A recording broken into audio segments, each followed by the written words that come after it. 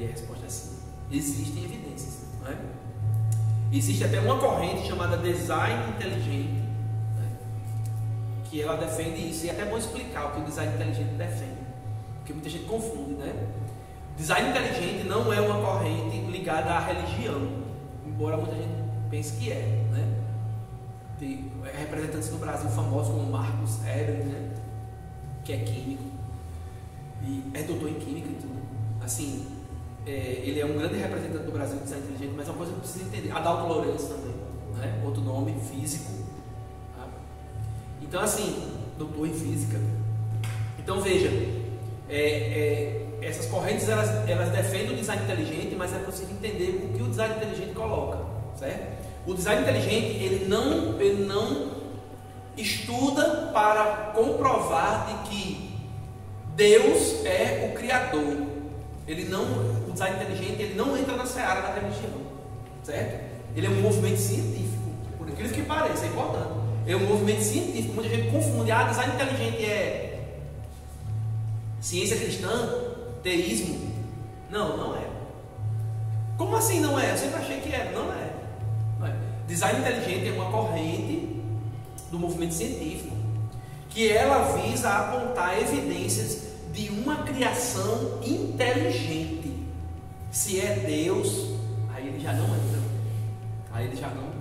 Tanto isso é tão verdade que tem físicos, químicos, biólogos dentro da corrente do design inteligente, dessa corrente científica, que não são religiosos.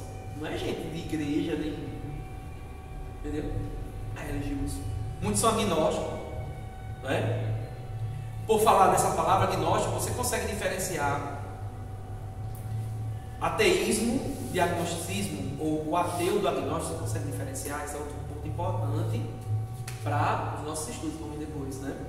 Você consegue diferenciar o ateu do agnóstico, porque tem gente que diz que é a mesma coisa, até diz que na prática é a mesma coisa, né? Não é bem assim. Na prática é a mesma coisa, pode se aproximar muito, pode ser um conceito bem pertinho do outro, mas assim, existe diferença entre o ateísmo e o agnosticismo, né? O ateu e o agnóstico, existe diferença.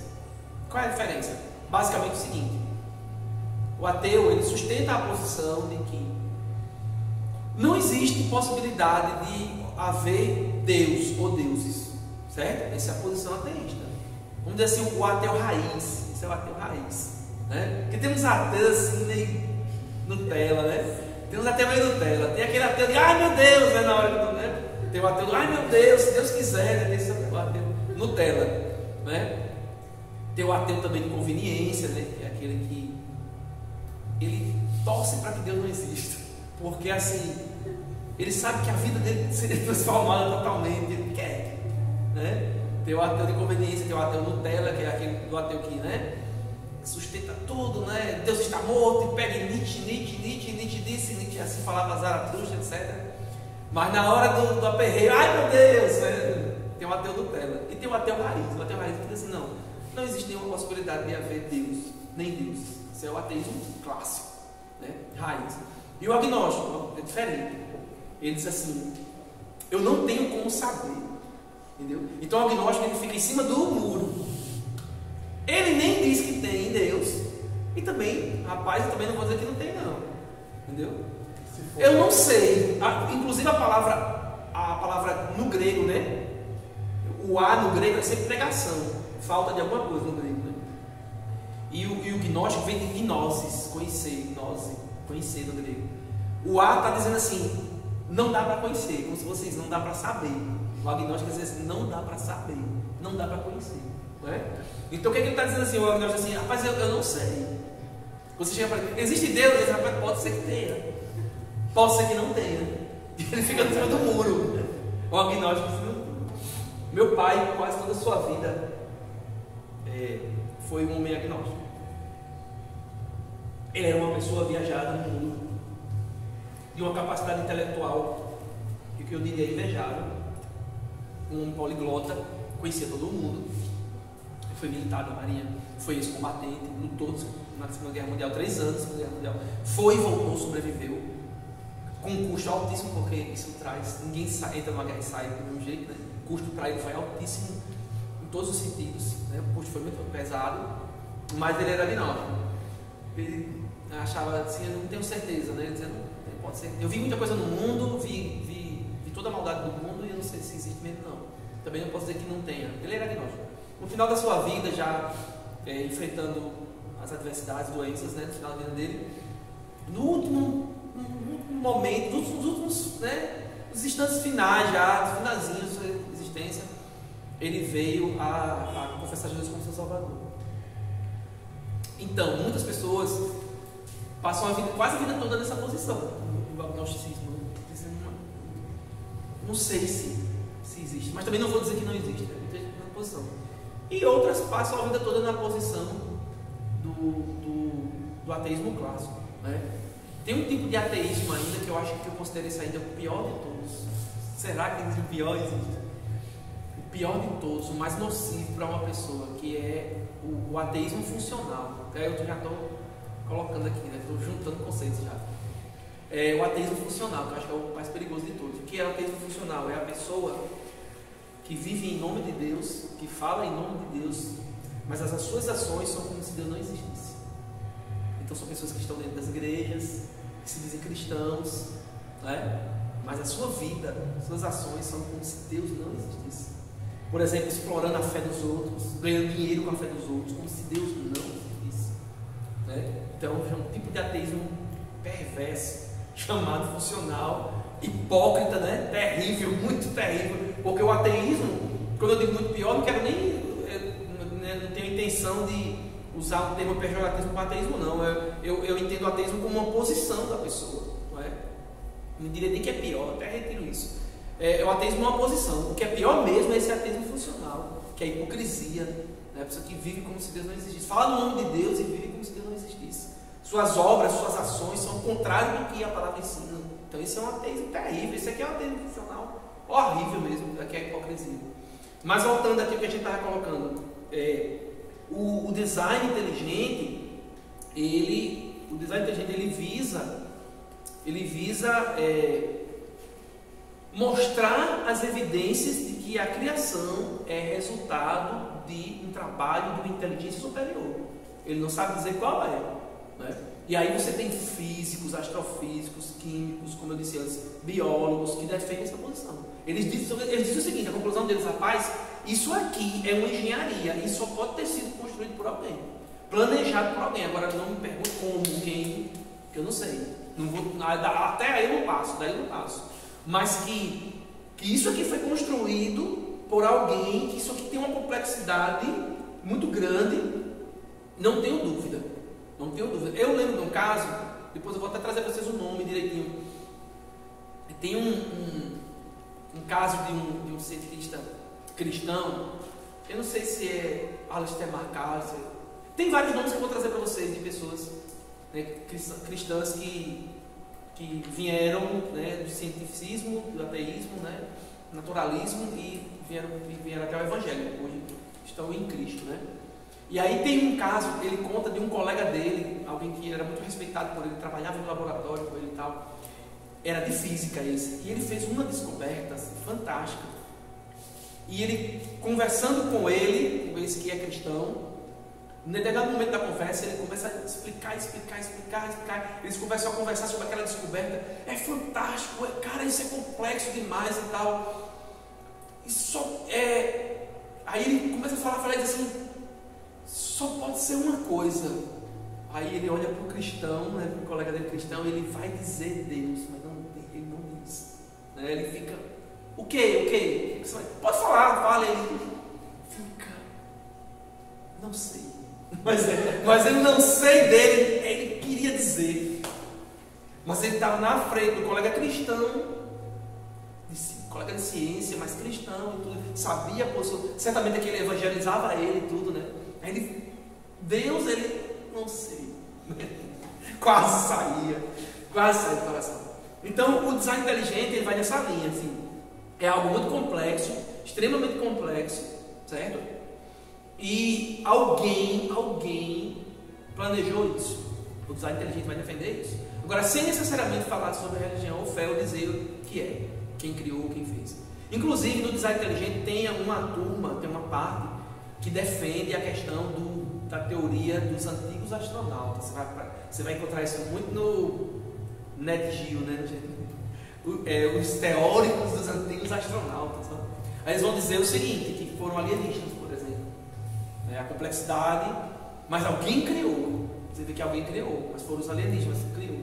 Né? Na linguagem da Marvel, vai sair agora, foram os celestiais, que criaram os eternos e etc. Na linguagem da Marvel foram os celestiais, né? Esses alienígenas gigantes, etc. Então veja só, a posição do design inteligente, ela fala sobre as evidências. O que é que o pessoal teísta, o teísmo cristão, o que ele faz? Ele pega o design inteligente, ele está nessa galera também, ele está no meio dessa turma, ele pega o design inteligente e ele traz para a nossa fé. E ele diz, realmente, a complexidade é muito grande, alguém criou e quem criou foi Deus. Isso aí ele trazendo já para o nosso lado. Né? A gente se apropria um pouco do design inteligente e traz. Agora é preciso entender o seguinte, não é todo cristão, certo, teísta que vai pelo design inteligente, tem outras correntes também, que a gente vai estudar. Não é todo mundo que é cristão, porque criou-se um negócio assim, é cientista, é cristão, design inteligente. Não é bem assim não. Gente. Tem um cientista cristão que discorda do design inteligente. Tem outra linha, assim, né? Mas todos têm a mesma convicção sobre Deus como Criador, Deus como todas as coisas. Todos eles têm, né? Com força original, etc, etc. Tá? Então, dentro da nossa série, quais são os temas que a gente propõe trabalhar? Só para você já ir anotando e tudo, pesquisando, até se quiser ir pesquisando algumas coisas. Eu achei que seria muito importante também no grupo, porque tem um grupo, né? A gente indicar alguns vídeos também, sabe? Tem coisa muito bacana para se ver. Deixa eu dar uma dica aqui. Chama Cristãos na Ciência. Muito bom, gente. O canal, passar o canal para vocês. Cristãos na Ciência. Muito bom, muito bom. Muito bacana. E é brasileiro, viu? Brasileiro. Então veja, alguns temas. Eu já tinha falado, né? Na área de filosofia, o que é importante? O problema do mal é o que a gente vai abordar. São temas complexos? São, mas a gente consegue sim trabalhar aqui tranquilamente. Tem a dúvida. O problema do mal é coisa importante. Na área das ciências, o ajuste fino do universo, esse é um tema. O ajuste fino do universo, muito interessante isso. O ajuste fino do universo é outro tema que a gente vai tratar, né? A questão do próprio design inteligente é um tema também dentro da nossa série. O design inteligente também entra, não poderia deixar de estar presente. O design inteligente, certo? E também outro tema é a ciência e cristianismo, relação entre ciência e cristianismo. Inclusive, para falar, até para aproveitar esse pedaço, esse temazinho, isso que eu toquei agora, sobre ciência e cristianismo, existe uma crença, um mito dentro da área da ciência que diz que bons cientistas não podem ser cristãos. Tem também esse lado do preconceito, eles sofrem. Assim como existe o preconceito com o ateísmo, porque algumas pessoas são preconceituosas com o ateu, o ateísta, né? O materialista e tal. Existe também o preconceito sobre o cristão. Então, e isso é muito forte dentro das universidades, dos meios acadêmicos, né? Vocês que estão nessa trajetória, já nesse caminho de pensando já em universidade, em faculdade, né? Estão chegando lá, se preparem, assim, dependendo para onde vocês vão, para que setor, né? E para que área e tal, se preparem para uma forte oposição e um certo bullying, sim, um certo preconceito, sim, certo? Isso é mais forte nos Estados Unidos, é bem forte nos Estados Unidos. Aqui não é tanto como lá, lá é muito forte. Lá a pressão é muito grande, é muito forte. O Adalto Lourenço fala muito disso. Fala muito disso. Basta você ver filmes como, por exemplo, Deus Não Está Morto, por exemplo, você tem uma ideia. O 1 e o 2, dá para você ter uma ideia, né? Aliás, dentro da filosofia, esse também é um tema que a gente vai tratar. Deus está morto. Esse é outro tema que a gente vai tratar. Até para entender um pouquinho melhor, que assim, que até essa frase Deus está morto, que é do filósofo Friedrich Nietzsche, né?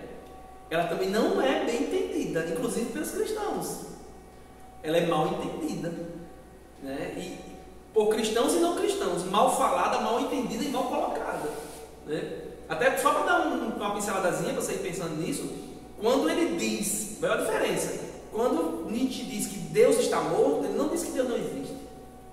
Ele nunca disse isso. E as pessoas dizem assim, né? Nietzsche, o filósofo que matou Deus, Nietzsche, né, o filósofo grande. Eu vi uma vez numa revista de escola dominical, o comentarista, né, dizendo assim: o grande filósofo ateu, Nietzsche, eu sei, claro que ele era ateu, eu sei, mas o grande filósofo ateu, Nietzsche, né, que disse, né, determinou que a inexistência de Deus. Primeiro que Nietzsche nunca disse isso. Aí já, né, já quebra o argumento. Inclusive isso é muito importante. Por que é importante esse detalhe? Porque quando você vai conversar com uma pessoa assim, no meio acadêmico, por exemplo, que você chega com essa dizendo isso, aí se a pessoa tiver conhecimento, principalmente se for alguém da área de filosofia, por exemplo, ele vai dizer: peraí, mas você não sabe nem o que Nietzsche falou, você está falando de Nietzsche, mas você não sabe nem o que Nietzsche falou, né? É ruim começar uma conversa assim, né? Quando você começa com estereótipo. Você começa com estereótipo, coisa que você ouviu que alguém disse. É ruim demais, porque mostra que você está falando uma coisa que primeiro você não sabe, né? Tá bom, você quer falar de Jesus e tudo, né? Mas você começou falando uma coisa que você não sabe, é ruim, não é bom não é uma boa abordagem, né? Não é uma boa abordagem. Então esse é um tema também, Deus está morto. Esse é um tema que dentro da nossa série, né? Essa frase de Deus está morto. Tem até o filme, né? Deus não está morto. Então tem o filme é meio para combater isso, né? Essa frase, essa coisa. Então assim, esse é um outro tema. O ajuste fino eu já falei, né? O ajuste fino do universo eu já falei. Outro tema também é sobre cristianismo e imoralidade, não é imoralidade, não, cristianismo e moralidade, né? É outro tema também importante dentro dessa série. Eu acredito que estes são os temas principais, dentro dele tem os tópicos, né? Mas são os temas principais para haver um preparo melhor, para que você se aproprie dessas coisas, medite nessas coisas, você vai ampliando seu repertório, né? Aumentando sua capacidade de análise e tudo. Em determinado momento você vai precisar disso, né? E até quando você vai evangelizar, quando você vai usar, por exemplo, as redes sociais para evangelizar, eu particularmente acho hoje as redes sociais um instrumento fantástico para evangelização, eu acho. Pouquíssimo explorado pelos cristãos, pouquíssimo. E às vezes mal explorado, quando se usa de forma indevida, né? De uma forma não muito legal, etc. Então eu acho que quando você tem um melhor embasamento, você consegue evangelizar através das redes sociais de forma muito mais eficaz. Porque quando você começa a fazer postagens mais inteligentes a respeito da sua fé, naturalmente você começa a receber mensagens. Pessoas perguntando, querendo saber mais. Poxa, achei interessante aquilo que você colocou. Você podia me falar mais sobre isso? É interessante essa posição. Nunca vi alguém cristão falar assim como você falou, colocar como você colocou a fé. Quando desperta esse interesse pelas pessoas, da maneira como você falou, como você colocou, as pessoas querem saber mais. E aí é a sua oportunidade de evangelizar, de testemunhar.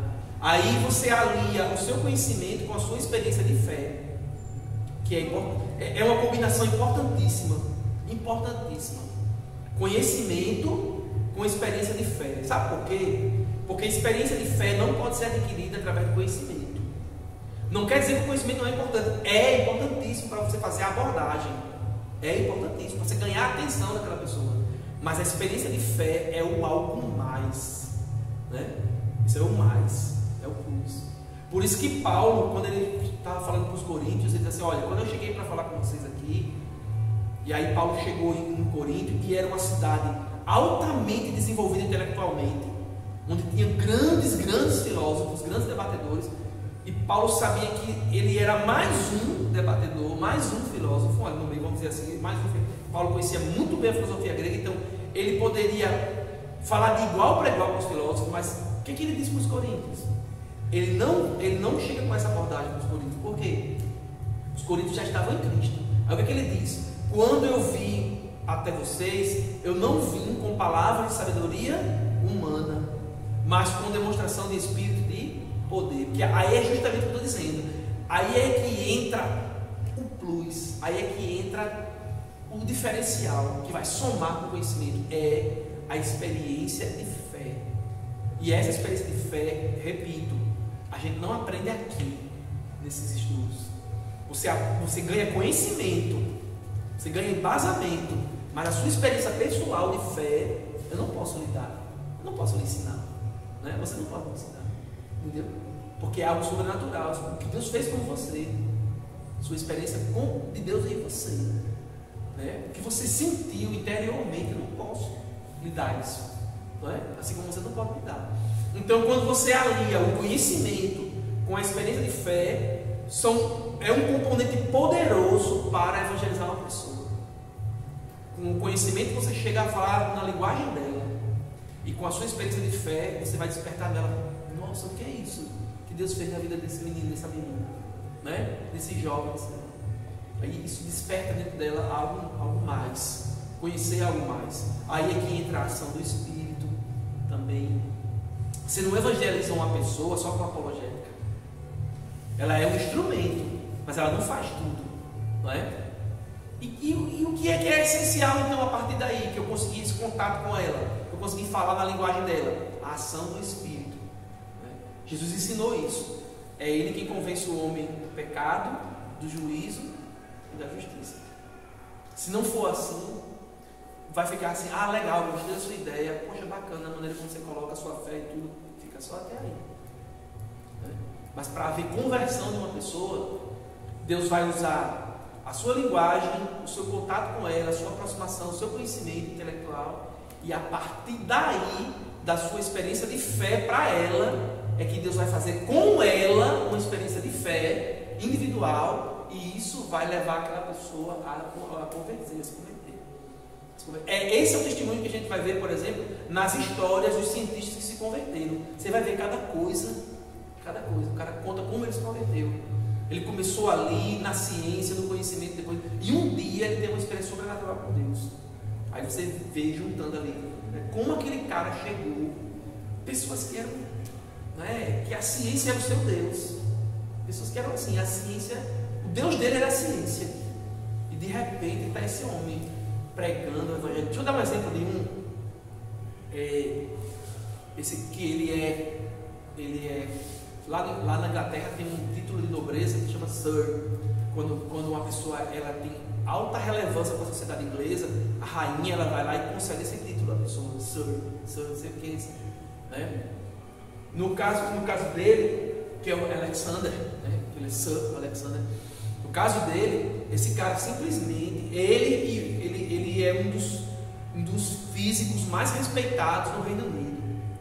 Outro, chamado Francis Collins, é simplesmente o cara que decodificou o genoma humano. Simplesmente esse cara, ele é prêmio Nobel de Biologia. Só isso. Ele foi o chefe do projeto Genoma Humano no mundo. Pra você ter uma ideia. Aí você vê o testemunho dele, como ele se converteu, você fica assim: né? Como é que esse cara, esse é o testemunho dele. Ele escreveu um livro que eu vou trazer alguns trechos para a gente na nossa série, que é A Linguagem de Deus. E esse é o último tópico que eu queria falar, sobre a questão de a genética, né? Genética, neurociência e fé. Esse é o último tópico: genética, neurociência e fé. Ele escreveu um livro chamado A Linguagem de Deus, um livro fantástico mesmo. Linguagem de Deus, best-seller do mundo, simplesmente assim, top dos mais vendidos na literatura cristã do mundo. É esse daí, certo? Então, esses são os temas que a gente vai trabalhar, certo? Esses temas aí. A minha ideia, a minha esperança de Deus é que a gente consiga até reunir mais jovens, trazer mais jovens, né? E eu até diria mais assim, esse trabalho está voltado para vocês, mas assim, se outras pessoas da igreja quiserem vir, entendeu? Apologética é algo que diz respeito a todo mundo. Agora sim, confesso, por que a ideia de investir em vocês? Porque é óbvio, vocês estão no começo da vida escolar, acadêmica, entendeu? Logo vão estar nas faculdades, universidades. Então a ideia é preparar vocês mesmos, falando de forma bem franca, preparar vocês mesmos. Para quê? Porque lá, geralmente, nesses meios, né, vou usar um termo bem sofisticado, o bagulho é sinistro. Bem sofisticado, né? Uma linguagem bem rebuscada, o bagulho é sinistro. Né? Então, quando você chega lá, naturalmente vai ter aquele professor, entendeu? Que vai querer, fulano aí que é crente, responda essa, entendeu? Vai ter aquele, entendeu? Vai ter aquele negócio, tem toda aquela coisa, Deus colega. Fulano aí que é de fé, fulano aí de fé não vai concordar não, fulano aí de fé não vai. Então vai ter todo aquele negócio. E assim, ter esse embasamento teórico para conversar de igual para igual, né? É muito bacana, é muito bom. Não por uma questão de realização pessoal, de vaidade, não é por isso não. Por uma questão de ser um representante de Cristo. Ser uma representante de Cristo, um embaixador de Cristo naquela sala de aula. Amém? Então por hoje a gente dá esse gostinho, essa introdução. E aí a gente vai planejar melhor. Eu acho que seria muito bom usar o grupo para recomendar vídeos, para muita coisa, para a gente até tirar dúvida, conversar no grupo mesmo, conversar, tirar dúvida. Olha, eu vi isso aqui, eu vi alguém falando isso, eu vi, sabe? Essa interação. Acho que nem precisa criar um grupo para isso não. Eu acho que pode usar o que você já tem. Para isso. Beleza? Pois amém. Amém.